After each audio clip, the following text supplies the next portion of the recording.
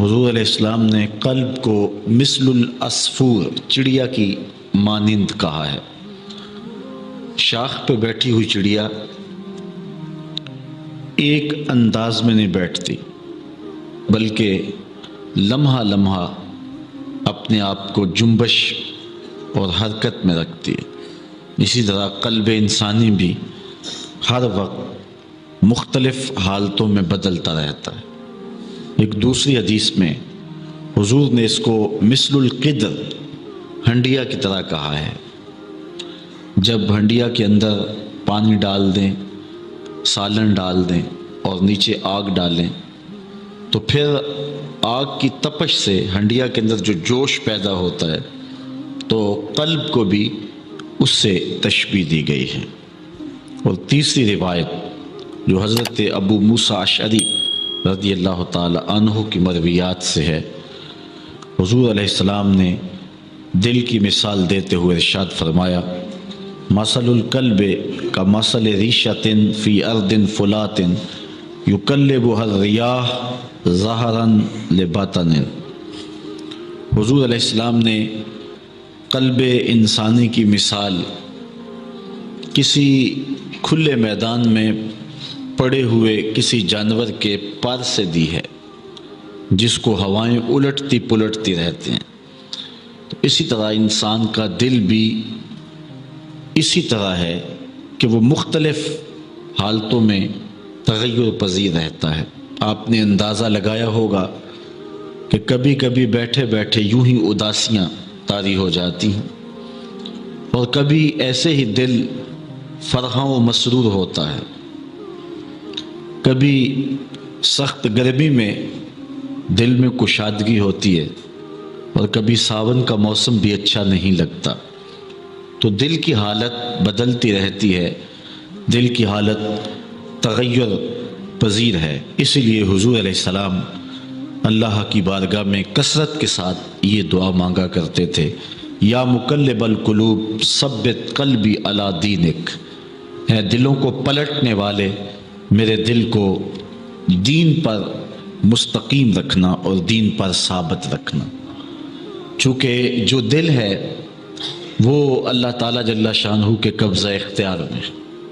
ایک حدیث کے لفظ ہیں: قلب المؤمن بین اصبعین من اصابع الرحمن یقلبہ کیف یشاء۔ حضور علیہ السلام نے ارشاد فرمایا کہ مومن کا دل رحمان کی 2 انگلیوں کے درمیان ہے، اور وہ جس طرف چاہے اس کو الٹتا پلٹتا رہتا ہے۔ تو اس لیے حضور علیہ السلام نے یہ دعا اللہ کی بارگاہ میں کثرت سے مانگی: یا مقلب القلوب ثبت قلبی علی دینک، دلوں کو پھیرنے والے میرے دل کو اپنے دین پر مستقیم رکھ۔ دل کی حالت سے آگاہ ہونا بہت ضروری ہے۔ امام غزالی علیہ رحمہ لکھتے ہیں: معرفت القلب و حقیقت و اوصافہ اصل الدین و اساس و طریق السالکین۔ دل کی پہچان اور اس کے اوصاف کی حقیقت کا جاننا دین کی اصل اور بنیاد ہے، اور راہ سلوک پہ چلنے والے لوگوں کے لیے اس راستے کی بنیاد ہے۔ اگر دل کی حالت معلوم ہو جائے، دل کی کیفیتوں سے انسان آگاہ ہو گیا، تو بہت ساری شرور سے بچ جائے گا اور بہت ساری خیر پا لے۔ اس لیے اہل اللہ سب سے پہلی توجہ دل پہ دیتے ہیں۔ بالخصوص طریقہ نقش بندیہ میں جب کوئی سالک داخل طریقت ہوتا ہے تو حضرات مشائخ نقش بندیہ سب سے پہلے اسے ذکر قلبی کی تلقین کرتے ہیں، اور اپنے دل پر دھیان رکھا جائے اور اللہ تعالیٰ کا ذکر کثرت سے کیا جائے تاکہ دل کی حالت سدھرے۔ حضور علیہ السلام نبی رحمت شفیع معظم صلی اللہ علیہ وسلم کا ایک فرمان سنیے: الا ان فی الجسد لمضغہ اذا صلحت صلح الجسد کلہ واذا فسدت فسد الجسد کلہ الا وہی القلب۔ فرمایا انسان کے جسم میں گوشت کا ایک ٹکڑا ہے، جب وہ صحیح ہو جائے تو پورا جسم صحیح ہو جاتا ہے، اور جب وہ خراب ہو جائے تو پورا جسم خراب ہو جاتا۔ پھر فرمایا سنو، گوشت کے اس ٹکڑے کا نام دل ہے، دل کی اصلاح پہ پورے بدن کی اصلاح موقوف ہے، اور دل کی خرابی پورے بدن کی خرابی کا باعث ہے۔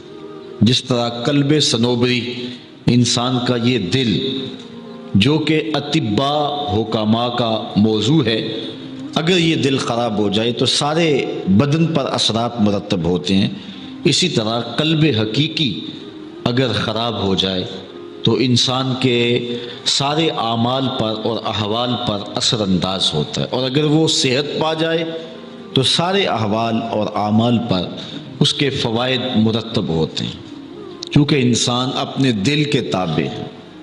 موسم اچھا تھا، ساون کی جھڑی لگی تھی، کسی نے کہا آؤ نا ذرا باہر نکلیں اور موسم اور رت کا لطف اٹھائیں۔ اس نے کہا میرا جی نہیں چاہ رہا۔ جب جی نہیں چاہتا تو انسان کی ٹانگیں حرکت نہیں کرتی۔ بھوک لگی تھی اور اچھا اور خوبصورت کھانا تھا، کسی نے کہا 2 لقمے لیں، اس نے کہا جی میرا جی نہیں چاہ رہا۔ جی نہیں چاہے گا تو ہاتھ حرکت میں نہیں آئیں گے۔ منظر بڑا خوبصورت تھا، دھنک کی شوخیاں تھی اور کوسے قضا کے رنگ نکھرے ہوئے تھے، اور افق پر ایک عجیب تازگی تھی۔ کسی نے کہا ذرا اٹھے نا، ذرا چھت پہ آئیں اور میرے ساتھ اس منظر کو دیکھیں، تو وہ کہتا ہے میرا جی نہیں چاہتا۔ جی نہیں چاہے گا تو آنکھ جنبش نہیں کرے گی، جی نہیں چاہے گا تو ٹانگیں حرکت نہیں کریں گے، جی نہیں چاہے گا تو ہاتھ جنبش نہیں کریں گے۔ الفاظ کا ذخیرہ تھا، لوگ سننے کے لیے آمادہ تھے، علم کا خزانہ سینے میں تھا، لیکن بندہ کہتا ہے آج میرا بولنے کو جی نہیں چاہتا۔ تو جب انسان کا جی نہیں چاہے گا، دل نہیں چاہے گا، تو زبان حرکت میں نہیں کرے گی۔ تو انسان کے دل کے تابع انسان کے اعضاء ہیں، جو دل چاہے گا وہی اعضاء کریں گے۔ دل چاہے تو برستی بارش میں آگے ہیں کہ نہیں؟ دل نے چاہا اور دل آپ کو کھینچ کے لے آیا۔ یہ تو کوچہ محبوب میں سر کے بل بھی لے جاتا ہے۔ جب دل چاہے تو پھر انسان جلتی ہوئی آگ کے شعلوں میں بھی ہنس کے باتیں کرتا ہے۔ تو جب دل چاہے تو پھر یار کے کوچے میں ملامتیں سہنا بھی دشوار نہیں ہوتا۔ تو یہ سب کچھ دل کی کہانی ہے نا۔ اور اگر دل نہ چاہے تو سجی ہوئی سیج کو لیٹنے پہ بھی جی نہیں چاہتا ہے۔ دل نہ چاہے تو نغمے بھی لطف نہیں دیتے ہیں۔ دل نہ چاہے تو موسموں اور رنگوں اور جو ہے وہ حالات کی خوبصورتیاں بھی انسان کو راغب نہیں کرتی ہیں۔ تو سب کچھ انسان کے دل پہ موقوف ہے۔ اسی لیے علامہ اقبال نے جس شخص کو اپنا مرشد مانا ہے، جس کو مولانا روم کہتے ہیں، اور اقبال نے جس کو مرشد مان لیا ہے، ایسے ہی تو نہیں مان لیا۔ ہمارے جیسے وہ لوگ تو نہیں تھے کہ آج لوگ بعد میں مسئلہ پوچھتے پھرتے ہیں کہ میری بیعت بھی ہوئی ہے کہ نہیں ہوئی۔ ہوا کہ جی مجھے کسی نے دھکا دے دیا تھا تو میں بیعت ہو گیا تھا۔ آج تو جو ہے وہ معاملے ایسے الٹ ہو گئے ہیں۔ یہ تو دل کا سودا ہے، اور دل اس کو دیں گے جو دل بر ہو، اور جو دل بر ہی نہ ہو اس کو دل دینے کا فائدہ کیا؟ تو اقبال نے خوب چھانا اور خوب کنگالا، بلکہ خود کہتا ہے اسی کشمکش میں گزری میری زندگی کی راتیں، کبھی سوز و ساز رومی، کبھی پیچ و تاب رازی۔ میں سوچتا رہا کہ میں کس شخص کو اپنا مرشد مانوں، رومی کو مانوں یا رازی کو مانوں، چونکہ اقبال ایک فلسفی بھی تھا۔ اس کی عقل، اس کا فلسفہ اس کو بلاتا تھا رازی کی طرف کہ استدلال کا شہنشاہ ہے فخر الدین رازی، تو تیری بیعت اس کے ہاتھ میں ہونی چاہیے، چونکہ بات کو جس ڈھب سلیقے اور دلائل کے ساتھ کرتا ہے تو ایک فلسفی ہے، ایک منطقی ہے، تو تیرا روح سخن ادھر ہونا چاہیے۔ لیکن پھر رومی کا انداز اسے بھاتا کہ رومی کا حملہ دل پر ہوتا ہے، جب بات کرتا ہے تو سیدھی دل میں ترازو ہوتی ہے، پھر اس کا رجحان رومی کی طرف ہو جاتا۔ تو کہتا ہے میری زندگی کی کئی راتیں اسی پیچ و تاب، اسی ادھیڑ بن میں گزری کہ میں رومی کو اپنا مقتدا بناؤں یا کہ رازی کو اپنا امام مانوں۔ اسی کش مکش میں گزری میری زندگی کی راتیں، کبھی سوز و ساز رومی، کبھی پیچ و تاب رازی۔ اور ایک نظم میں چل کے آگے اس نے لکھا کہ نئے مہرہ باقی ہے، نئے مہرہ بازی، جیتا ہے رومی، ہارا ہے رازی۔ وہ کہتے ہیں ایک وقت ایسا بھی آیا کہ رومی جیت گئے اور رازی ہار گئے، اور میں نے رومی کو اپنا مرشد اور اپنا ہادی مان لیا۔ اور اقبال پھر انہیں مرشد رومی اور خود مرید ہندی اپنے آپ کو قرار دیتے ہیں۔ تو علامہ رومی کو جنہوں نے مرشد مانا ہے انہوں نے سوچ سمجھ کے مانا ہے، تو دل کے حال سے علامہ رومی نے جو بات کہی وہ حد کر دی۔ وہ کہتے ہیں دل بدست آور کے حج اکبر است، از ہزاراں کعبہ یک دل بہتر است، کعبہ بن گاہے خلیل اطہر است، دل گزر گاہے جلیل اکبر است۔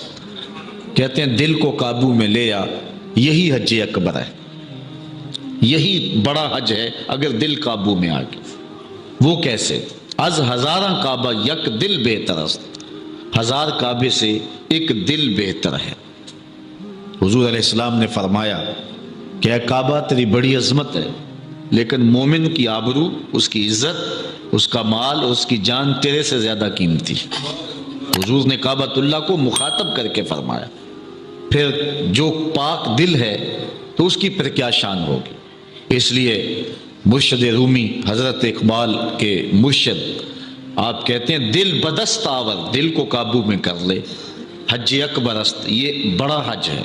از ہزاراں کعبہ یک دل بہتر است، ہزار کعبے سے ایک دل بہتر ہے۔ کیوں؟ دلیل کیا ہے؟ کعبہ بن گاہے خلیل اطہر است، دل گزر گاہے جلیل اکبر است۔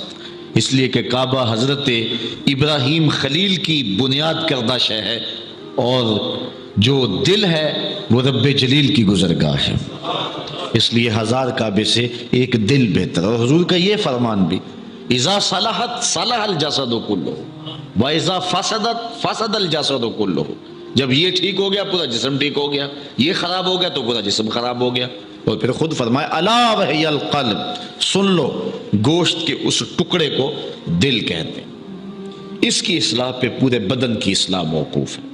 اس لیے حضرت باجزید بستامی کہتے ہیں میں 10 سال تک اپنے دل کے دروازے پہ بیٹھا رہا اور دل میں غیر کو نہیں جانے دیا۔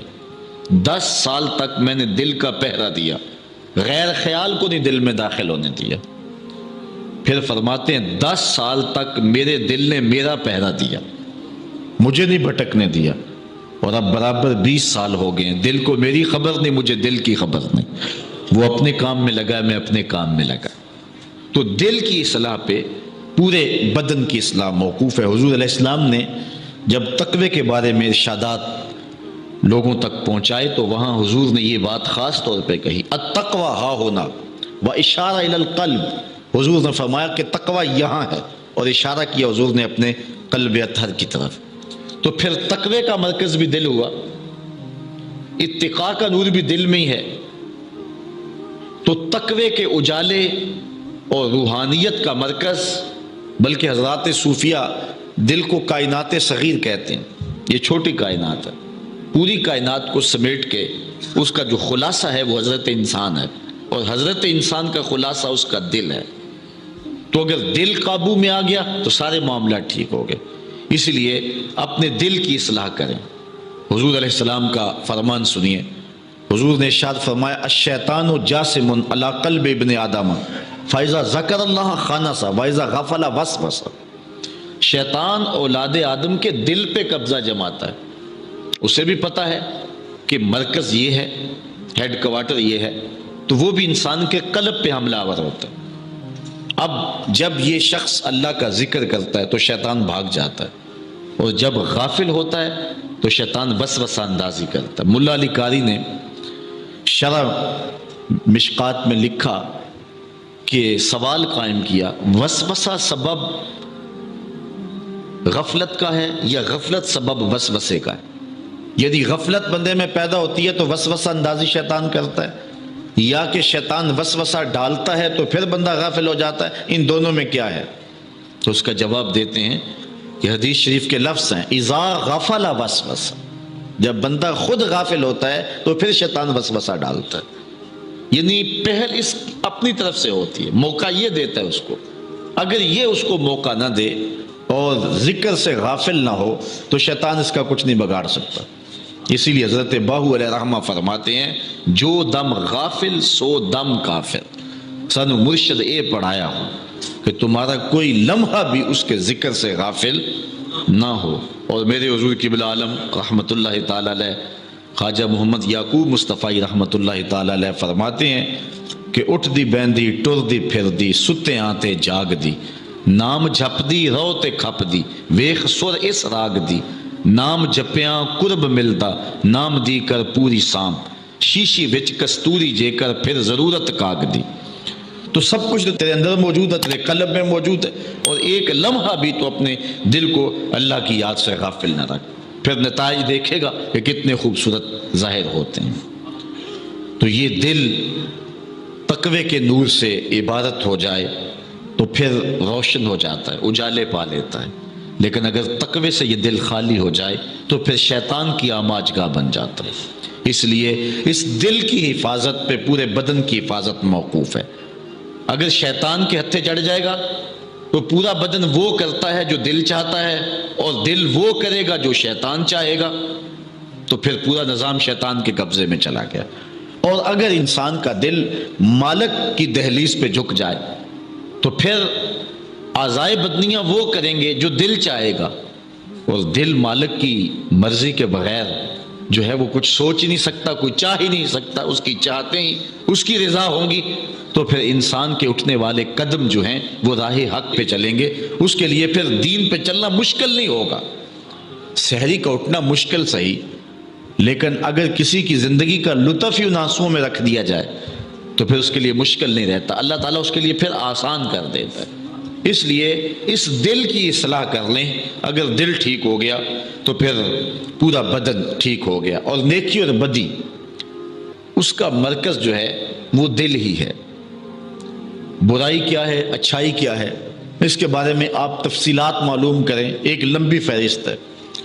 लेकिन आप किसी हंगामी सूरत हाल में, पास आपके मुफ्ती भी नहीं है, तो कोई काम आपको दरपेश है और उस वक़्त फौरी उसका होना या ना होना मौकूफ़ है, तो अब आप कैसे करेंगे वो काम, कहाँ से फतवा लेंगे? तो वो मुख्तसर वक्त जो है आपके पास, वहाँ उस मौके पर फतवा किससे पूछेंगे? तो आइए हुजूर अलैहिस्सलाम से पूछते हैं। आका करीम अलैहिस्सलाम ने इरशाद फरमाया, अल बिर्रु मत्मअन्ना इलैहिल क़ल्ब, नेकी वो है जिस पे दिल इत्मीनान पा जाए। यानी एक आसान और सादा कुलिया है कि अच्छाई क्या है, जिस पे दिल मुतमईन हो। और दूसरे मुकाम पे फरमाया बुराई के बारे में कि मा हाका फी सदरिक, जो तेरे सीने में खटके और तू डरे के इस पर लोग मुत्तले ना हो जाएं, तो वो बुराई है।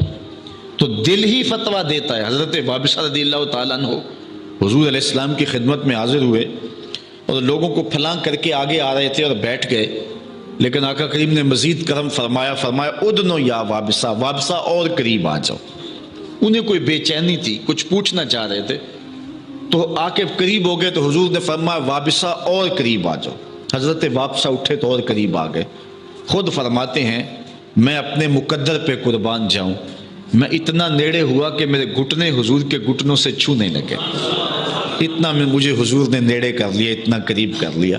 जब इतना करीब हो गया तो हुजूर ने मुझे पूछा, वाबिसा कोई सवाल पूछने आए हो? बड़ी बेचैनी है, कोई पूछने आए हो? मैंने अर्ज़ की, जी हुजूर पूछने आया हूँ।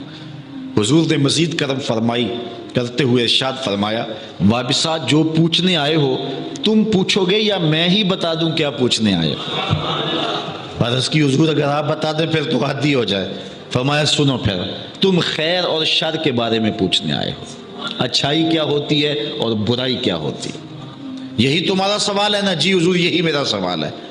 तो हुजूर अलैहिस्सलाम ने फरमाया, इस सवाल का जवाब तुमने मुझसे लेना था, सवाल तूने करना था, तेरा सवाल मैंने खुद कर दिया। अब जवाब मुझसे लेना है या अपने आप से लेना है? अर्ज़ की, हुजूर अगर जवाब आता होता तो सवाल ही क्यों बनता? फ़ज़रब अला सदरिही फ़क़ाल इस्तफ़्ति मिन क़ल्बिक, हुजूर ने इन 3 उंगलियों को जोड़ करके हज़रत वाबिसा के सीने पे मारा और फरमाया, वाबिसा यही मुफ्ती बैठा हुआ है, इसे ही पूछ ले, यही बताएगा कि खैर क्या है और यही बता देगा कि शर क्या है। तो यही सब कुछ है। इसीलिए बाहू अलैहि रहमा फरमाते हैं, दिल दरिया समुंदरों डूंगे ते कौन दिलां दियां जाने हू, विच्चे ही बेड़े विच्चे ही छेड़े विच्चे ही वंज महाने हू, 14 तबक दिले दे अंदर तंबू वांगू ताने हो। ये सब कुछ इस एक दिल के अंदर है। और इकबाल का लहजा यहाँ देखिए, वो कहता है, खुदी का नशेमन तेरे दिल में है, खुदी का नशेमन तेरे दिल में है, اس چھوٹے سے دل میں اتنا بڑا جہاں کیسے آ گیا؟ آگے دلیل بھی دی، خودی کا نشیمن تیرے دل میں ہے، فلک جس طرح آنکھ کے تل میں ہے۔ ساری آنکھ روشن نہیں ہے، آنکھ میں سیاہ دارہ ہے، وہ بھی سارا روشن نہیں ہے، اس میں پھر ایک سیاہ نقطہ ہے، اور اتنا بڑا آسمان ایسے نظر اٹھائی وہ آنکھوں میں سما گیا۔ اقبال کہتا ہے اتنا بڑا فلک آنکھ کے چھوٹے سے تل میں آ گیا نا تو پوری کائنات پھر تیرے دل میں آ گئی، خودی کا نشیمن تیرے دل میں ہے۔ اور اس کو اقبال دوسرے مقام پہ ذرا کھول کے بیان کرتا ہے تو لہجہ ذرا دیکھیے کتنا خوبصورت ہے، آپ شش کر اٹھیں گے۔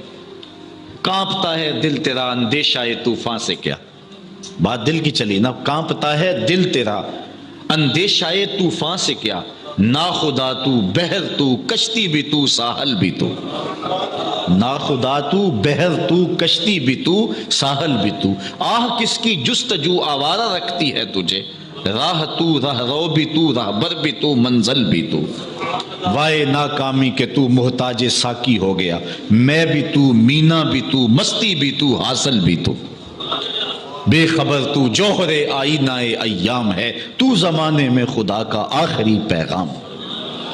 تو یہ سب کچھ انسان کے ایک دل کے اندر ہے، وچے ہی بھیڑے وچے ہی جھیڑے وچے ہی ونج مہانے ہو، 14 طبق دلے دے اندر تمبو وانگو تانے ہو، یہ سب کچھ اس کے دل کے اندر رکھ دیا گیا، پوری کائنات سمو دی گئی ہے۔ اور پھر دل ایک ایسی چیز ہے، دنیا کی ہر شے ٹوٹ جائے تو اپنی قیمت کھو دیتی ہے، اور جتنی زیادہ وہ ٹوٹ پھوٹ کا شکار ہوگی اس قدر ہی وہ اپنی قیمت کھو دے۔ یہ ڈائس ہے، یہ 4-5 ہزار روپے کا ہوگا، لیکن دھکا دے دوں اسے میں اور یہ ٹوٹ جائے، 2 حصوں میں بٹ جائے تو اس کی یہ قیمت نہیں رہے گی، اور دھکا اور زور سے دور 5 حصوں میں بٹ جائے تو اس کی قیمت اور نیچے چلی جائے گی، اور اگر ٹکڑے ٹکڑے کر دوں تو یہ بے قیمت ہو جائے گا، سوائے ایندھن کے اور کسی کام کا نہیں رہے گا، اور چند روپوں کے اندر اس کو خریدا جا سکتا ہے۔ کوئی بھی شے دنیا کی، یہ گلوب ہے، یہ اگر گر جائے، یہ بلب ٹوٹ جائے تو بے توقیر ہو جائے گا، آئینہ ٹوٹ جائے تو بے توقیر ہو جائے گا۔ دنیا کی ہر شے جتنی زیادہ ٹوٹے گی اتنی زیادہ بے توقیر ہوگی، لیکن کائنات میں ایک دل ایسا ہے جتنا زیادہ ٹوٹے گا اتنی قیمت بڑھتی چلی جائے گی۔ یہاں شاعر مشرق کا لہجہ دیکھیے، تو بچا بچا کے نہ رکھ اسے، تو بچا بچا کے نہ رکھ اسے، تیرا آئینہ ہے وہ آئینہ کہ شکستہ ہو تو عزیز تر ہے نگاہ آئینہ ساز میں۔ ہر شے ٹوٹ جائے تو بے توقیر اور بے قیمت ہو جاتی ہے، یہ جتنا زیادہ ٹوٹتا جائے گا اتنی قیمت بڑھتی چلی جائے گی۔ اس لیے فرمایا مجھے ڈھونڈنا ہو تو ٹوٹے ہوئے دلوں میں تلاش کرو، جتنا دل شکستہ ہوگا، جتنی شکستگی ہوگی اس قدر اس کی قیمت بڑھتی چلی جائے گی۔ ہر شے جو ہے وہ ٹوٹ کر بے توقیر اور بے قیمت ہو جاتی ہے، لیکن یہ دل ایک ایسی چیز ہے جتنا ٹوٹتا ہے اتنا ہی جو ہے اس کی قیمت بڑھتی چلی جاتی۔ ہر شے دنیا کی ایسی ہے کہ جب اس کو قید سے چھوڑا جائے تو وہ آزادی محسوس کرتی ہے، لیکن دل ایک ایسی چیز ہے کہ اس کا سارا جمال ہی قید میں ہے۔ یہاں پھر دیکھیے حضرت اقبال کا لہجہ، قید میں پہنچا تو حاصل مجھ کو آزادی ہوئی۔ قید میں پہنچ کے آزادی تو نہیں ملتی، لیکن یہ کائنات یہ الگ ہے نا دل کی، جس طرح اہل اللہ کی بات یہ الگ ہے، ان کے انداز الگ ہیں۔ لوگ دیدار کرنا ہو تو آنکھیں کھولتے ہیں، اہل اللہ دیدار کرنا ہو تو آنکھیں بند کرتے ہیں۔ مکتب عشق کا اپنا دستور ہے نا، اگر دنیا کے مکتب پہ جو سبق یاد کرے اسے چھٹی ملتی ہے، اور اس درس گاہ میں جو سبق یاد کرے اسے چھٹی نہیں ملتی، تو یہ دل کی کیفیت الگ ہے۔ قید میں پہنچا تو حاصل مجھ کو آزادی ہوئی، دل کے لٹ جانے سے اس گھر کی آبادی ہوئی۔ جتنا زیادہ لٹے گا اس قدر ہی یہ آباد ہوگا۔ وہ دل جو لٹا نہیں ہے وہ دل آباد ہی نہیں ہے، وہ دل ہی نہیں ہے جو لٹا نہیں ہے۔ دل تو وہ دل ہے جو لٹا ہے اور سرے راہ لٹا ہے، اور جتنا زیادہ لٹا ہے اتنا ہی تو آباد ہے دل۔ دل کی ساری رونق ہی لٹنے سے ہے اور اس کی ساری قیمت ہی ٹوٹنے سے ہے، تو تو بچا بچا کے نہ رکھ اسے، تیرا آئینہ ہے وہ آئینہ شکستہ ہو تو عزیز تر ہے نگاہ آئینہ ساز میں۔ اس لیے یہ دل کی کائنات ہے جس کو وہ وسعت عطا فرمائی گئی کہ پوری کائنات اس ایک چھوٹے سے دل کے اندر سما گئی۔ اللہ اکبر۔ اور سنیے، انسان واعظ و تلقین نصیحت باہر سے سنتا رہے اور برس ہا برس سنتا رہے، اس کے اثرات مرتب نہیں ہوتے۔ اور اگر اندر سے دل سے بات نکلے تو حضور علیہ السلام کا ایک فرمان ہے، ارشاد فرمائے اذا اراد اللہ بعبد خیرا جعل له واعظا من قلبه، جب اللہ تعالیٰ کسی بندے کی بھلائی کا ارادہ کرتا ہے تو اس کے دل کو اس کا واعظ بنا دیتا ہے، اس کا دل اس کو تلقین کرتا ہے، پھر حالات بدل دیتے ہیں۔ یہ ہے کسی شخص کے اندر سے آواز، ورنہ ساری زندگی بھی سنتے رہے۔ کئی دفعہ آپ دیکھتے نہیں ہیں کہ ایک آدمی بہت زیادہ مجالس میں بھی جاتا ہے لیکن بدلتا نہیں ہے، لیکن اچانک کوئی بات اندر سے اٹھتی ہے، دنیا کی دنیا بدل جاتی۔ اسی لیے وہ کسی نے کہا تھا نا، کعبے گیا گال نہیں مکدی جے دلوں نہ مکائیے۔ تو بات تو یہ ہے کہ اندر سے اٹھے، اندر سے اٹھے تو پھر کائنات تبدیل ہو جائے گی۔ تو یہ دل ہے کہ جو انسان کو خیر اور شر کی طرف ڈال دیتا ہے، اور اگر کوئی شخص اس دل کو، جو کہ انسان کا ایک بہترین واعظ ہے، اس کو مردہ کر دے اور اس کو برباد کر دے، اس کی بربادی کیسے ہے؟ عدم ذکر اور گناہوں کی کثرت۔ حضرت میمون بن مہران رضی اللہ تعالی عنہ روایت کرتے ہیں اذا اذنب العبد ذنبا نکت فی قلبہ نکتۃ سوداء، جب کوئی بندہ برائی کرتا ہے تو اس کے برائی کی وجہ سے اس کے دل پر سیاہ رنگ کا ایک نقطہ پڑ جاتا ہے۔ اگر وہ توبہ کر لے تو تدارک ہو جائے گا، لیکن اگر توبہ نہیں کرتا اور گناہ کے بعد پھر دوبارہ گناہ کرتا ہے تو اس نقطے کے ساتھ ایک اور نقطہ مل جاتا ہے، حتیٰ کہ اس کا پورا دل جو ہے وہ سیاہ ہو جاتا ہے۔ اور جب پورا دل سیاہ ہو جائے پھر کوئی بدی اس کے لیے تکلیف کا باعث نہیں ہوتی۔ جیسا کہ فرمایا گیا کہ مومن گناہ کرتا ہے تو یوں محسوس کرتا ہے جس طرح احد پہاڑ کے نیچے آ گیا، ابھی گرے گا اور مجھے کچل دے گا، جلدی سے توبہ سے تدارک کرتا ہے۔ اور منافق گناہ کرتا ہے تو اس کی کیفیت یہ ہوتی ہے جس طرح بدن پہ مکھی بیٹھی تھی، ہلکے اشارے سے اڑا دیا، کام کاج میں اور امور زندگی میں کوئی فرق نہیں پڑا۔ تو منافق کی یہ کیفیت ہے جو کہ سیاہ دل ہو چکا ہوتا ہے۔ جو چادر سفید ہو اس کے اوپر داغ لگ جائے تو محسوس ہوگا، جب تک دھوئیں گے نہیں، تدارک نہیں کریں گے تو آپ محسوس کرتے رہیں گے، نفیس طبیعتوں کو اور زیادہ محسوس ہوگا۔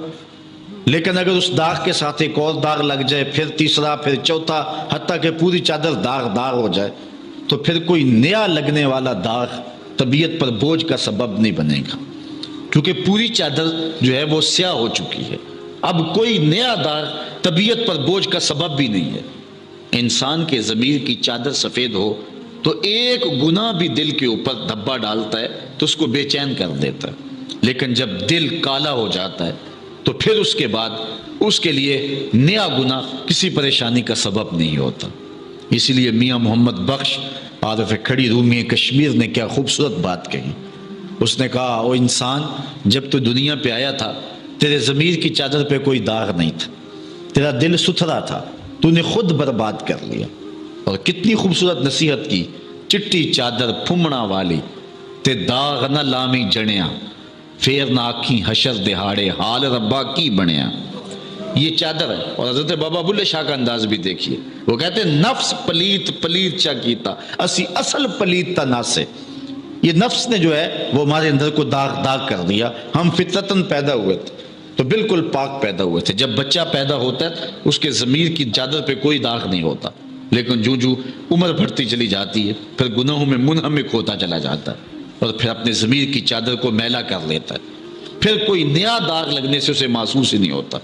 جو پکا نمازی ہو، 5 گانا نماز جماعت سے پڑھنے کا عادی ہو، اگر کسی دن نماز چھوٹ جائے تو سارا دن بے چین رہتا ہے کہ نہیں رہتا؟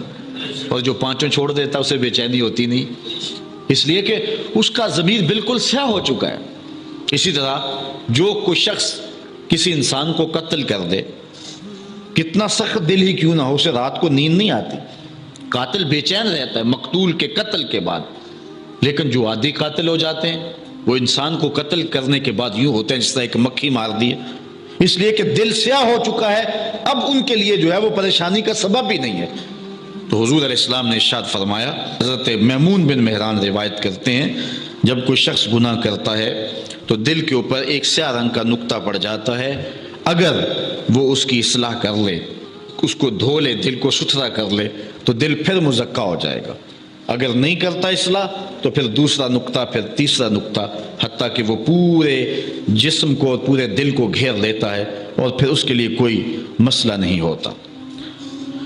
شیطان انسان کے دل پر کیسے قابض ہوتا ہے؟ ایک تو وہ حدیث میں نے آپ کے سامنے رکھی جو حضور کا فرمان ہے، الشیطان جاسم علی قلب ابن آدم، انسان کے دل پر شیطان قبضہ جماتا ہے، جب یہ غافل ہوتا ہے تو وسوسہ اندازی شروع کرتا ہے، اور دل اگر پورا سیاہ ہو جائے تو پھر شیطان کے لیے معاملہ ہی آسان ہو گیا، کیونکہ سمجھو کہ دل کے قلعے کی دیواریں منہدم ہو گئی، اب شیطان جدھر سے مرضی آئے، جدھر سے مرضی جائے۔ ہاں، اب بھی اس کی اصلاح کا طریقہ ہے جو حضور نے ارشاد فرمایا۔ آقا کریم علیہ السلام نے ہمیں کسی معاملے میں بھی حضور نے تنہا نہیں چھوڑا۔ آقا کریم ارشاد فرماتے ہیں کہ لِكُلِّ شَيْءٍ ثِقَالَةٌ وَثِقَالَةُ الْقُلُوبِ ذِكْرُ اللَّهِ، ہر شے کو زنگ لگ جائے تو اس کا زنگ کسی نہ کسی شے سے اتارا جاتا ہے۔ کپڑے میلے ہو جائیں تو صابن وغیرہ سے صاف کر لیتے ہیں، یہ لوہا میلا ہو جائے تو ریگ مار سے صاف کر لیتے ہیں، ہر شے کا زنگ کسی نہ کسی شے سے اترتا ہے۔ اب دل اگر میلے ہو جائیں گناہوں سے تو کیسے دل پاک ہوں گے؟ ثقالۃ القلوب ذکر اللہ، کہا اللہ کا ذکر کرو دل ستھرے ہو جائیں گے، دل پاک ہو جائیں گے۔ جتنا زیادہ ذکر کرو گے اس قدر دل جلا پائیں گے اور دل نور پائیں گے۔ اور بزرگ صوفیہ فرماتے ہیں جب کوئی بندہ ذکر کرنے بیٹھتا ہے اور ایک مرتبہ کہتا ہے اللہ، تو اللہ تعالیٰ اس کی طرف نظر رحمت سے دیکھتا ہے، اور جس کی طرف اللہ نظر رحمت سے دیکھتا ہے اس کے 70 گناہ جل کے راکھ ہو جاتے ہیں۔ تو ایک مرتبہ اللہ کہنے سے 70 گناہ مٹ گئے، پھر یہ بار بار تکرار کرتا رہا تو دل جو ہے وہ آہستہ آہستہ مصفہ ہونا شروع ہو جاتا ہے، دل سیکل ہونا شروع ہو جاتا ہے، دل پاکیزہ ہونا شروع ہو جاتا ہے، اس کے اوپر سے غلاظت، گندگی اور جو دل کے اوپر چڑھا ہوا غلاف ہے وہ اتر جاتا ہے، اور دل پھر انوار پانے لگتا ہے۔ پھر اس کو ذکر بھی چاشنی دیتا ہے، اس کو فکر بھی لذت دیتا ہے، اس کو نماز و سجدے میں بھی سرور ملتا ہے۔ جب دل پر نور نہ ہو تو پھر شکایت یہ ہوتی ہے نماز پڑھتے ہیں سرور نہیں ملتا، نیک عمل کرتے ہیں لطف نہیں آتا۔ اصل وہ دلوں کے اوپر حجابات آ چکے ہیں، دلوں کے اوپر پردے آ چکے ہیں، اگر وہ اتر جائیں اور وہ کثرت ذکر کے ساتھ جو ہے وہ پردے اتریں گے۔ اب دل 4 طرح کے ہیں، القلوب اربع، دل 4 طرح کے ہیں۔ ایک دل قلب اجرد فیہ سراج یظہر، ایک مومن کا دل وہ بالکل ایسے ہوتا ہے جس طرح چراغ روشن ہوتا ہے، اور مومن کے پاس جو بیٹھے اللہ اس کے دل کو بھی نور کر دیتا ہے، چونکہ دلوں سے نور کی شعائیں نکلتی۔ کسی زمانے میں لوگ اس بات کو نہیں مانتے تھے جو عقل والے تھے، لیکن اس زمانے کے اندر موجودہ سائنس نے اسیری لہروں کو تسلیم کیا ہے، اور وہ کہتے ہیں کہ جو شخص نیک ہے اس کے بدن سے وہ لہریں نکلتی ہیں، اچھے اخلاق والا، اچھے کردار والا، اور دوسرے پر وہ مرتب ہوتی ہیں، اور جو بدکار ہے، برا شخص ہے، اس کے بدن سے وہ لہریں نکلتی ہیں اور دوسرے پر مرتب ہوتی ہیں۔ اور حضور علیہ السلام نے صدیوں قبل یہ بات بتائی۔ حضور نے فرمایا اچھے آدمی کی صحبت ایسے ہے کحامل المسک، جس طرح کستوری والا شخص ہوتا ہے، عطار کی طرح ہے کہ اس کے پاس اگر آپ بیٹھیں تو خوشبو آتی رہے گی۔ فرمایا یا تو تمہیں دے گا تحفہ، یا تم اس سے خرید لو گے، یا نہ وہ تحفہ دے گا نہ تم خریدو گے، لیکن جب تک بیٹھو گے مشام جام معطر رہیں گے، اور گھر آؤ گے تو لباس میں خوشبو بسی ہوئی ہوگی۔ اس لیے اچھے بندے کی صحبت کو حضور نے جو ہے وہ کستوری والے عطار سے حضور نے تشبیہ دی، اور جو برا شخص ہے اس کی مثال حضور علیہ السلام نے بھٹی والے سے مثال دی کہ جو شخص بھٹی والے شخص کے پاس بیٹھے گا یا تو کچھ چنگاری اڑے گی اور اس کے جسم اور کپڑوں کو جلا دے گی، اور اگر چنگاری اڑ کے اس کے بدن کو نہ بھی جلائے تو جتنی دیر بیٹھا رہے گا اس کی بدبو، اس کا دھواں اس کے لیے پریشانی کا باعث رہے گا۔ اس لیے اچھے آدمی کی صحبت کو اختیار کرنے کا حکم دیا۔ ہمارے مشائخ نقشبندیہ کا طریقہ یہ ہے، وہ کہتے ہیں کہ اچھے آدمی کی صحبت میں جا کے بیٹھ جاؤ، نہ تم کوئی بات کرو نہ وہ کوئی بات کرے، اس کے باوجود بھی من میں روشنیاں ہوں گی، من میں اجالے اتریں گے۔ اللہ اکبر۔ وہ میاں صاحب نے کہا تھا نا، چنگے بندے دی صحبت یارو جویں دکان اتاراں، سودا پاویں مول نہ لئیے ہلے آن ہزاراں۔ تے برے بندے دی صحبت یارو جویں دکان لوہاراں تے کپڑے پاویں کنج کنج بئیے چنکاں پین ہزاراں. تو جل جانے کا اندیشہ بہر صورت موجود ہے. تو اس لیے آج دنیا جو ہے وہ اسیری لہروں کو مانتی ہے. میں اس کی سادہ مثال آپ کو دینا چاہتا ہوں کہ کسی کے بدن سے اسیری لہریں نکلنا تو دور کی بات ہے، کسی شخص کے تذکرے سے اس کے اثرات مرتب ہوتے ہیں. مثال کے طور پہ اگر آپ کے کسی دیرینہ اور پیارے دوست کا تذکرہ چھیڑ دیں، گفتگو کر دیں، تو اس سے طبیعت میں خوشی پیدا ہوگی کہ نہیں ہوگی؟ آپ حشاش بشاش ہو جائیں گے. لیکن کسی غلط آدمی کا جس سے آپ کو نفرت ہو اس کی بات چھیڑ دیں، طبیعت میں گھٹن پیدا ہوگی کہ نہیں ہوگی؟ اگر گندگی کے ڈھیر کی بات کوئی چھیڑ دے طبیعت میں گھٹن پیدا ہوگی کہ نہیں ہوگی؟ اور اگر پھولوں کی بات چھیڑ دے، موتیے کی، نسرین کی، نسترن کی، چمبیلی کی، گلاب کی، موتیے کی، ان پھولوں کا تذکرہ کو چھیڑ دے، طبیعت میں خوشی پیدا ہوگی کہ نہیں ہوگی؟ یہ ایک فطری بات ہے. آپ جو ہے وہ کسی اچھی بات کو چھیڑ دیں، اس کے اثرات مرتب ہوں گے اور آپ کا چہرہ کھل جائے گا. اور کسی بری بات کو چھیڑ دیں تو طبیعت کے اندر ایک اداسی پیدا ہو جائے گی، طبیعت کے اندر ایک غصہ پیدا ہو جائے گا. تو آپ اپنے محبوبوں کی بات سننا چاہتے ہیں، آپ اچھوں کی بات سننا چاہتے ہیں، اور بروں کی بات اور برائی کا تذکرہ یقیناً طبیعت کے اندر گھٹن کا سبب بن جاتا ہے. یہ ایک فطری بات ہے اور اس کا کوئی انکار نہیں کرتا. اسی طرح جو دل ہیں، دلوں سے انوار نکلتے ہیں اور دلوں سے لہریں نکلتی ہیں اچھے اور برے شخص کے دل سے، اور اس کے اثرات مرتب ہوتے ہیں. حدیث شریف میں آتا ہے، جس کو امام طبرانی نے اپنی موجم میں اپنی سند کے ساتھ روایت کی ہے، کہ اللہ کے کچھ فرشتے ہیں جو زمین پہ چلتے ہیں، سیاحین فی الارض. ڈیوٹی کیا، ذمہ داری کیا ان کی؟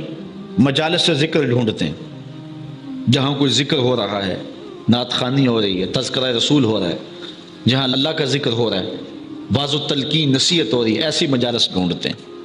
جب وہ مجالس مل جاتی ہیں تو اس غرض سے آفاق کے گوشے گوشے میں گھومنے والے فرشتوں کو آواز دیتے ہیں. حدیث میں ان کی آواز بھی ذکر کی گئی ہے. آواز کیا ہے؟ ہلموا الی بغیتکم، یہ آواز دیتے ہیں. وہ اپنے ساتھیوں کہتے ہیں، او جن کو ڈھونڈ رہے تھے وہ یہاں ہیں، آ جاؤ ادھر. وہ بھی آنا شروع ہو جاتے ہیں، حتیٰ کہ اس مجلس سے لے کر کے آسمان تک فرشتوں کی قطاریں لگ جاتی ہیں، اور وہ اپنے نوری پروں میں اس مجلس کو ڈھانپ لیتے ہیں.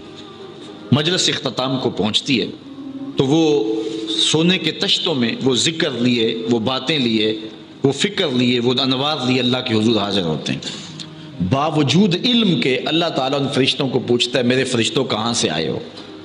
تو عرض کرتے ہیں، مالک فلاں بستی میں کچھ لوگ تیرا ذکر کر رہے تھے، ہم وہاں سے آئے. اللہ تعالیٰ جل شانہ ارشاد فرماتا ہے کہ وہ میرے بندے کیا چاہتے تھے؟ یا اللہ تیری رضا چاہتے تھے. اللہ تعالیٰ ارشاد فرماتا ہے کہ کیا میرے بندوں نے مجھے دیکھا ہے؟ فرشتے عرض کرتے ہیں، نہیں یا اللہ تجھے نہیں دیکھا. کہا اگر دیکھ لیتے یا اللہ پھر تو بہت زیادہ تیری آرزو کرتے. اور کیا چاہتے تھے؟ یا اللہ تیرے قہر و غضب سے پناہ مانگتے تھے اور تیری دوزخ سے پناہ مانگتے تھے. اللہ تعالیٰ ارشاد فرماتے انہوں نے میرے دوزخ کو دیکھا؟ یا اللہ نہیں دیکھا. اگر دیکھ لیتے یا اللہ پھر تو بہت زیادہ پناہ مانگتے اور بہت زیادہ ڈر ان کے سینے میں اس کا ہوتا. تو اللہ تعالیٰ ارشاد فرماتا ہے، میرے فرشتوں تم گواہ ہو جاؤ، میں نے اپنے بندوں کی بخشش فرما دی. جتنے بھی بندے تھے سب کو میں نے بخش دیا. یہ صحیح حدیث ہے، جو میں بات سنانے لگا وہ آگے حدیث میں. تو کوئی فرشتہ بولتا ہے، یا اللہ ان میں سے ایک آدمی تھا جو اہل مجلس سے نہیں تھا، وہ ویسے ہی آ کے بیٹھ گیا تھا، اس کو کسی بندے سے غرض تھی، کام تھا، اس کے انتظار میں بیٹھ گیا کہ یہ فارغ ہو تو میں اس سے یہ بات کروں. وہ مجلس کی نہ نیت سے آیا تھا نہ اس غرض سے وہاں بیٹھا ہوا تھا. یہ فرشتے عرض کرتے ہیں تو اللہ تعالیٰ کے ارشاد کیا فرماتا ہے؟ اللہ ہم قوم لا یشقی جلیسہم، کہ فرشتوں میں نے اسے بھی بخش دیا چونکہ یہ ذکر کرنے والے ایسی قوم ہے کہ جس کے پاس بیٹھنے والا بھی بدبخت نہیں رہتا ہے. اللہ تعالیٰ نے اس کی بھی مغفرت فرما دی. ہم قوم لا یشقی جلیسہم، یہ ایسی قوم ہے کہ جن کے پاس بیٹھنے والا بھی بدبخت نہیں رہتا. اسی لیے کہا تھا نا خواجہ غلام فرید نے، اٹھ فریدا ستیا تے میلہ ویکھن جا، وت کوئی بخشیا مل جاوے تے تم ہی بخشیا جا. کبھی ایسے بھی تو کام بن جاتا ہے نا. تو اس لیے دلوں سے انوار نکلتے ہیں جو دلوں تک پہنچتے ہیں. حضرت شیخ شبلی علیہ رحمہ کی مجلس میں بو علی سینا جو بہت بڑا فلسفی گزرا ہے اس کا آنا جانا رہتا تھا۔ ایک دن حضرت معارف اس میں ذات بیان کر رہے تھے کہ اللہ تعالیٰ کے نام کی بڑی برکات ہیں اور وہ برکات دل پر اثر پذیر ہوتی ہیں۔ تو چونکہ فلسفی حضرات عقل سے سوچنے کی عادت رکھتے ہیں، اگرچہ یہ دیندار بھی ہوں لیکن غلبہ ادھر کا ہی ہوتا ہے، زیادہ سوچ ان کی جو ہے وہ دلائل کی صورت میں ہوتی ہے۔ تو اس نے اٹھ کے کہا کہ یہ بات سمجھ میں نہیں آتی، اس کی ذات تو مؤثر ہے لیکن نام میں کیا رکھا ہے؟ تو حضرت شیخ نے فرمایا کہ نام میں بھی تاثیر ہے، اللہ تعالیٰ کے نام میں بھی تاثیر ہے، نام لینے سے بھی اثرات مرتب ہوتے ہیں۔ اس نے آگے سے بحث شروع کی۔ حضرت سمجھ گئے کہ یہ اب ماننے والا نہیں ہے، تو بزرگوں کا طریقہ منوانے کا اپنا ہی ہوتا ہے۔ آپ نے فرمایا ابو علی بیٹھ جا، تیرے سے کیا بات کروں، تو ویسے ہی گدھا ہے۔ بھری بزم میں اتنے بڑے فلسفی کو شیخ شبلی نے گدھا کہہ دیا، غصے سے لال پیلا ہو گیا، مجھے حضرت گدھا کہہ دیا۔ تو شیخ مسکرائے، کہا دیکھا نا گدھے کے نام میں کتنا اثر ہے کہ تیرا رنگ بدل گیا، تو کیا اللہ کا نام دلوں کا رنگ نہیں بدل سکتا؟ جب انسان اللہ کا ذکر کرتا ہے تو اس ذکر کی برکت سے دلوں کے زنگ اترتے ہیں، اور اس لیے اہل اللہ کی صحبت میں بیٹھ کر کے بھی اس کے اثرات مرتب ہوتے ہیں۔ دوسرا دل، وَقَلْبٌ أَسْوَدُ مَنْكُوشٌ فَذَلِكَ قَلْبُ الْكَافِرِ، دوسرا دل کالا دل ہے، یہ کافر کا دل ہے، کافر کے پاس بیٹھو گے تو اس کے اثرات مرتب ہوں گے۔ اس طرح وَقَلْبٌ أَغْلَفُ مَرْبُوطٌ عَنْ غِلَافِهِ فَذَلِكَ قَلْبُ الْمُنَافِقِ، تیسرا دل جو غلاف اور پردے میں لپٹا ہوا ہے، یہ منافق کا دل ہے۔ وَقَلْبٌ مُصَفَّعٌ فِيهِ إِيمَانٌ وَنِفَاقٌ، اور ایک دل ہے جو سادہ تختی کی طرح ہے، اس کے اوپر نفاق بھی لکھا جا سکتا ہے، اس کے اوپر ایمان بھی لکھا جا سکتا ہے۔ اب آدمی کن لوگوں کے پاس بیٹھتا ہے، کچھ دل ایسے ہی ہوتے ہیں، اگر ادھر چلے گئے تو ادھر ہو گئے، ادھر چلے گئے تو ادھر ہو گئے۔ تو ان لوگوں کو اپنی مجالس اور اپنی صحبتیں پاک رکھنی چاہیے تاکہ ان کا دل نفاق کی سمت نہ چلا جائے، ان کا دل پاک لوگوں کے ساتھ لگے اور اس کی برکات داخل ہوں۔ اب شیطان انسان کے دل پر جو اثر انداز ہوتا ہے وہ کیسے ہوتا ہے؟ تو امام غزالی علیہ رحمہ بڑی خوبصورت بات لکھی۔ آپ فرماتے ہیں انسان کا دل، اس کا قلع بہت وسیع ہے اور شیطان اس میں داخل ہوتا ہے کچھ سیڑھیاں لگا کے۔ اگر دل جاگ رہا ہو اور فصیلے دل پر، جو دل کا قلعہ ہے اس کی فصیلوں پر پہرے دار کھڑے ہوں ذکر کے، تو پھر شیطان کو اندر نہیں گھسنے دیتے، ورنہ شیطان گھس جاتا ہے۔ وہ سیڑھیاں کون سی ہیں؟ قال لا تغضب، حضور میں غصہ نہ کیا کر، یہ شیطان کی ایک سیڑھی ہے جس کے ذریعے دل پہ داخل ہوتا ہے۔ دوسری سیڑھی الشہوہ، شہوات کے ذریعے، نفسانی شہوات، جنسی شہوات اور دیگر شہوات کے ذریعے قلب انسانی میں ڈیرا ڈال لیتا ہے۔ تیسرا الحسد، حسد کے ذریعے سے دل کی فصیل پھلانگتا ہے اور حسد انسان کو دیوانہ بنا دیتا ہے، یہ بہت بڑا اور برا مرض ہے۔ حضرت شیخ سعدی شیرازی فرماتے ہیں بمیر حسود کی مرزیست جز مرگ علاج نیست، کہتے ہیں اے حاسد تو ماری جا، چونکہ تیرا مرض ایسا ہے کہ جس کا علاج سوائے موت کے اور کوئی نہیں۔ کچھ لوگ خام خواہ کی پریشانی میں رہتے ہیں، اس سے بھی حسد، اس سے بھی حسد، حسد پالتے رہتے ہیں، محسود کو خبر بھی نہیں ہوتی، وہ آگ میں جلتے رہتے ہیں، اپنے آپ کو خام خواہ کی مصیبت میں ڈالنا۔ وہ ادھر چلا گیا، اس کو شہرت مل گئی، اس کو عزت مل گئی، اس کو دولت مل گئی، بس یہ اپنے اندر مصیبتیں پالی ہوئی ہیں، اور خود بخود از خود رنجیز، شیخ سعدی فرماتے ہیں کہ جو حسد ہے وہ از خود رنج میں ہے، خود بخود ایک تکلیف میں مبتلا ہے، اور اس کا علاج کہتے ہیں سوائے مرگ کے اور کچھ نہیں ہے۔ اور حضور نے فرمایا کہ حسد نیکیوں کو یوں کھا جاتا ہے جس طرح سوکھی لکڑیوں کو آگ کھا جاتی، تباہ کر دیتا ہے نیکیوں کو حسد، اور یہ انتہائی بری چیز ہے، اور کائنات میں سب سے پہلا گناہ ہوا بھی حسد ہے۔ شیطان نے حضرت آدم علیہ السلام سے حسد کیا کہ یہ خلیفے بنائے جا رہے ہیں، میری باتیں کدھر گئیں؟ ابا واستکبر وکان من الکافرین، تکبر اور حسد اس کو لے ڈوبا اور اس نے جو ہے وہ تباہی کا راستہ اختیار کیا۔ آگے والحرص، لالچ، یہ بھی شیطان کی ایک سیڑھی ہے جس سے قلب انسانی میں داخل ہوتا ہے۔ جس دل میں حرص پیدا ہو جاتی ہے تو درہم و دینار سے نہ حرص پوری ہوتی ہے، نہ غلہ و دیگر اجناس سے اس کی حرص ختم ہوتی ہے۔ حضرت علامہ رومی نے بڑی خوبصورت بات لکھی، کوزائے چشم حریصاں پر نہ شد، تا صدف کانے نہ شد پر در نہ شد۔ رومی مرشد اقبال کہتے ہیں کہ حریص کی آنکھ کا پیالہ بھرتا ہی نہیں ہے، اور شیخ سعدی فرماتے ہیں پیٹ بھر جاتا ہے آنکھ نہیں بھرتی۔ آج ہر بندہ کہتا ہے جی میں 2 روٹیوں کے لیے لگا ہوا ہوں، بچوں کی روٹی کے لیے لگا ہوں، یہ جھوٹ ہے، کوئی کتنی کو کھا لے گا، لیکن یہ دوڑ لگی ہوئی ہے، حرص ہے، یہ لالچ ہے، جس سے ہر ناجائز کام کو بھی انسان اختیار کر لیتا ہے۔ الطمع فی الناس، یہ بھی ایک خواہش ہے، یعنی لوگوں کی خواہش کہ میرے ساتھ بہت سارے لوگ جو ہیں وہ مل جائیں اور میری ایک پارٹی اور میرا ایک گروہ بن جائے۔ یہ ایک صورت ہے شیطان کی، یہ بڑا باریک جال ہے اور اس سے بڑے بڑوں کو پھانس لیتا ہے۔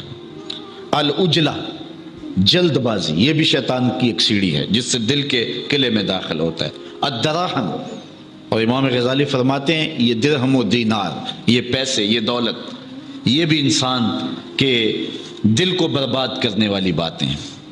اور پھر فرمایا البخل، جب پیسے مل گئے تو پھر اس کے بعد بخل کی مرض میں مبتلا کر کے انسان کے دل کو برباد کر دیتا ہے۔ اس عنوان سے بہت کچھ کہا جا سکتا ہے، لیکن 2 باتیں کہوں گا اور اپنی گفتگو کو سمیٹ لوں گا۔ ایک تو اللہ تعالیٰ جل شانہ نے سورہ فتح میں فرمایا کہ ہم نے کسی شخص کے سینے میں 2 دل نہیں رکھے، باقی اعضائے بدنیاں 2 ہیں، کان 2 ہیں، آنکھیں 2 ہیں، اس کے نتنے 2 ہیں، ہاتھ 2 ہیں، پاؤں 2 ہیں، لیکن زبان بھی ایک ہے اور دل بھی ایک ہے۔ بس اس اشارے کو سمجھیں کہ یہ ایک ایک کیوں ہے۔ رب ہم سے چاہتا کیا ہے؟ رب نہیں چاہتا کہ دل میں میرے علاوہ بھی کوئی اور ہو، چاہتا ہے کہ یہ ٹھکانہ ہی میرا ہے۔ قلوب المومن عرش اللہ، مومن کا دل اللہ کا عرش ہے، اور اللہ گوارا نہیں کرتا کہ اس میں کوئی اور ہو۔ یار کوئی اور ہو تو کوئی جاتا ہے وہاں؟ کوئی غیرت مند محبوب ہو تو محب کے گھر میں کوئی اور ہو تو کیا وہ قدم رکھے گا اندر؟ وہ کہے گا پہلے گند نکال پھر آؤں گا۔ وہ کہتا ہے حرص بھی نکال، بخل بھی نکال، لالچ بھی نکال، تکبر بھی نکال، پھر انتظار کر، پھر اشکوں کا چھڑکاؤ کر، دل کی سیج سجا، اور پھر منتظر ہو، پھر دیکھے کرم کیسے ہوتا ہے۔ جب دل صاف کر لیا، اشکوں کا چھڑکاؤ کر لیا، پھر عرض کرے نا ہر تمنا دل سے رخصت ہو گئی، اب تو آجا، اب تو خلوت ہو گئی، پھر رنگ بنے گا۔ تو دل اللہ تعالیٰ نے ایک عطا کیا ہے، دل 2 نہیں عطا کیے گئے۔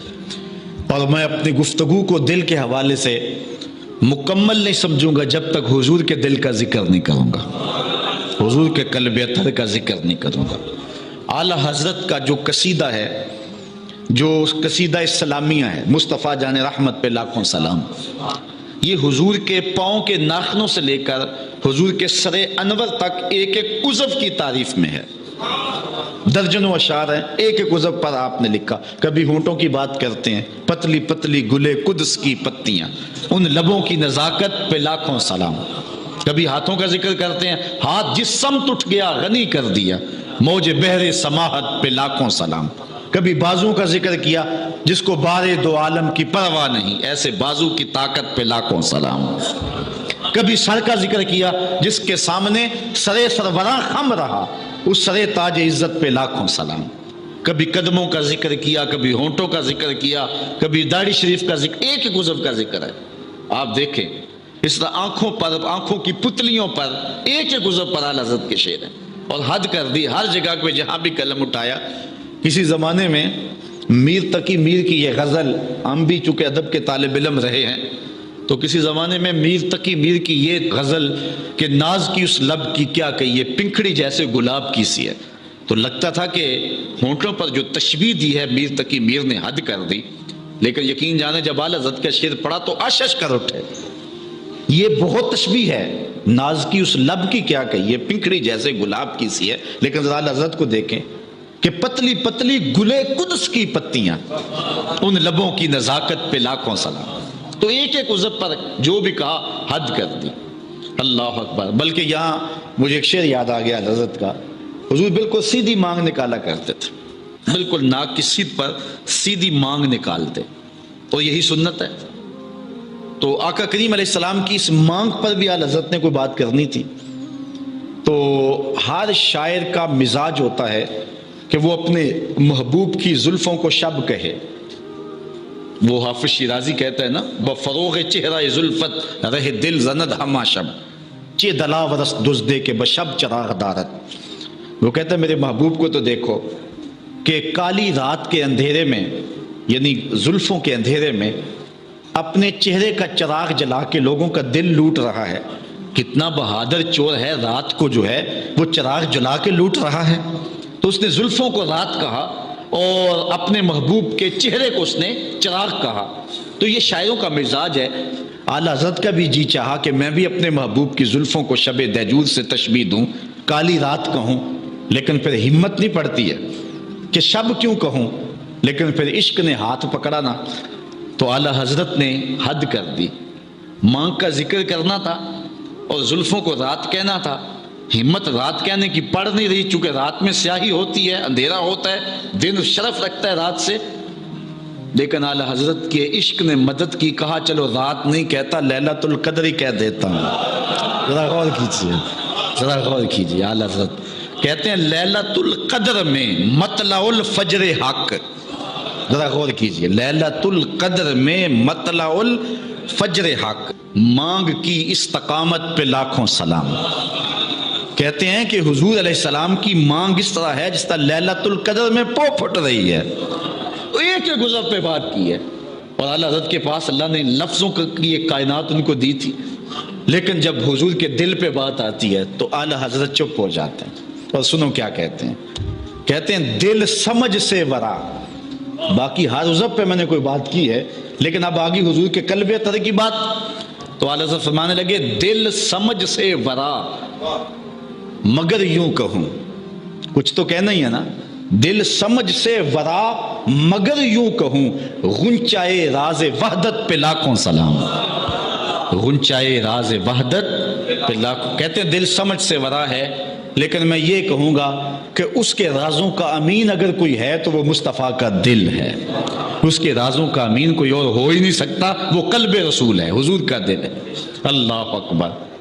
جبریل امین نے جب معراج کی رات حضور کا سینہ شق کیا اور قلب اطہر نکالا، اس کو غسل دیا آب زمزم سے، تو حضرت علامہ بدر الدین عینی نے عمدۃ القاری شرح صحیح بخاری میں لکھا کہ جب حضور کے قلب اطہر کو دیکھا تو حضرت جبریل امین آشش کر اٹھے اور انہوں نے کیا کہا، واہ واہ قلب سلیم فیہ عینان تبصران و اذنان تسمعان. واہ واہ کیسا دل ہے، کبھی ایسا دل دیکھا ہی نہیں ہے جس میں دو آنکھیں ہیں جو دیکھتی ہیں، دو کان ہیں جو سنتے ہیں. اسی لیے حضور نے فرمایا صحابہ صفیں سیدھی رکھا کرو، مت سمجھو میں آگے دیکھتا ہوں، جس طرح آگے دیکھتا ہوں میں پیچھے بھی دیکھتا ہوں. میں رکوعوں کو بھی دیکھتا ہوں اور تمہارے دلوں میں جو پیدا ہوتے ہیں ان خشوعوں کو بھی دیکھتا ہوں. اور اسی لیے فرمایا تنام عینایا ولا ینام قلبی. لوگوں میری آنکھیں سوتی ہیں، میرا دل نہیں سوتا ہے، میرا دل جاگ رہا ہوتا ہے. تو حضور علیہ الصلوۃ والسلام کا قلب اطہر اس کے رازوں کا امین ہے. تو حضور کے قلب کے فیضان سے امت مسلمہ کے قلوب بھی روشن ہیں، اور یہ سینہ بسینہ انوار ہیں جو امت تک پہنچتے چلے آ رہے ہیں.